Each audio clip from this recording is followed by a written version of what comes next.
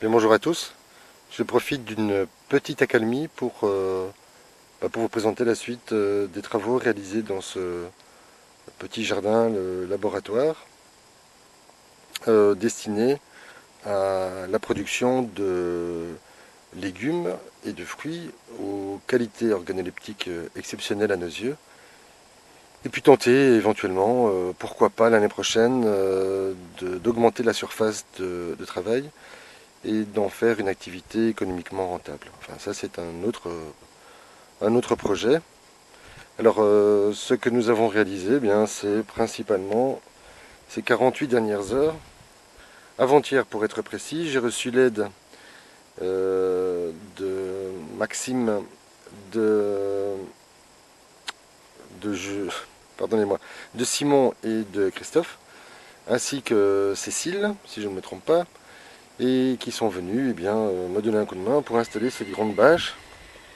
On a les poneys en face qui manifestent leur présence. Alors vous voyez, faites pas trop attention aux détails esthétiques, hein, je suis encore en cours d'installation. Aujourd'hui j'organise un test de micro-aspersion, mais j'ai quelques difficultés, enfin je vous en parlerai une autre fois. Voilà, j'ai rempli un peu la cuve pour voir si tout fonctionnait bien. Je compte utiliser ce genre de dérivation, mais ce n'est pas si évident que ça, parce que je passe du 15 au 13 et voilà, c'est un peu casse-tête.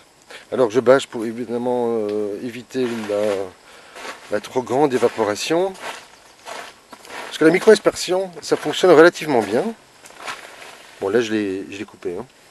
Ça fonctionne relativement bien à condition d'y être attentif. Alors évidemment c'est pas le meilleur moment de la journée pour arroser, hein. Vous voyez il fait encore plein soleil. Mais je l'ai fait durant à peu près une demi-heure pour voir l'efficacité du système. Et donc je recommencerai ce soir et surtout demain matin. Alors là je vous présente mes bébés. Alors à droite ce sont les ratages et les tentatives de sauvetage, parce que figurez-vous que samedi, pendant qu'on installait la bâche était complètement fermée, donc les portes n'étaient pas encore prédécoupées. Pardon. Et on a eu jusqu'à 80 degrés ici. Alors autant vous dire que le coriandre a souffert. Heureusement j'ai réussi à récupérer les fraises. Parce que j'ai ouvert sur le côté là. Vous voyez, on a deux parties qui permettent de ventiler la serre. Et malheureusement on n'avait pas de vent.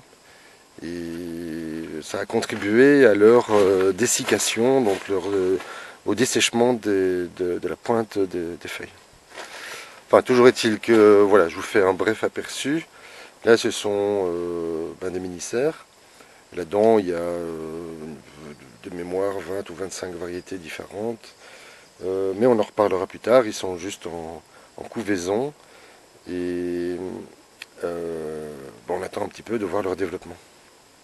Et alors, à gauche, ici, là, qu'est-ce que j'ai mis? Brocoli, j'ai mis de la salade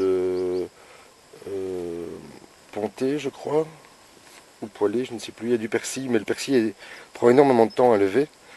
Et là, j'ai des tagettes, mais qui souffrent de la chaleur. Vous voyez, ceci est complètement mort. Il faut dire qu'il fait... alors sur celui-ci, il fait 20 degrés. Et il faut plutôt aller vers celui-ci, où il y a 30 degrés. Et il y a encore 10 minutes, parce que je viens juste d'arroser, vous voyez. Je ne sais pas si vous voyez. Il y avait 40 degrés. Alors bon, les plantes de tomates se portent parfois pas trop mal. On aurait pu espérer un peu mieux. J'ai réussi à sauver quelques poivrons. Et là, nous avons des variétés anciennes. Il y a des tomates de Crimée. Le tout est en bio. Des potted red, de la rose de Berne. J'ai de la tomate syrienne. Ça, c'est excellente. Indépendamment du climat politique de la région. C'est vraiment une variété que j'aimerais faire découvrir cette année à mes proches, à quelques amis, et puis remercier tous les gens qui m'ont fait confiance et qui m'ont offert leur matériel. Comme Jonas par exemple, qui m'a donné ces vieilles plaques Isomo et qui me permettent à la fois d'isoler les plans du sol et en même temps d'utiliser la réfraction de la lumière. puisqu'elle condense la chaleur. Alors j'ai installé une vieille étagère, elle est très laide mais elle est très solide. Je la repeindrai lorsque j'aurai le temps, cet hiver plutôt. Mais elle me permet voilà, de placer mon matériel. Alors j'ai sorti les quelques tomates. Enfin, j'en ai encore d'autres, hein, rassurez-vous. Vous voyez, qui sont bien parties. Ils ne sont pas encore au mois de mai. Donc elles vont entrer en serre très certainement demain.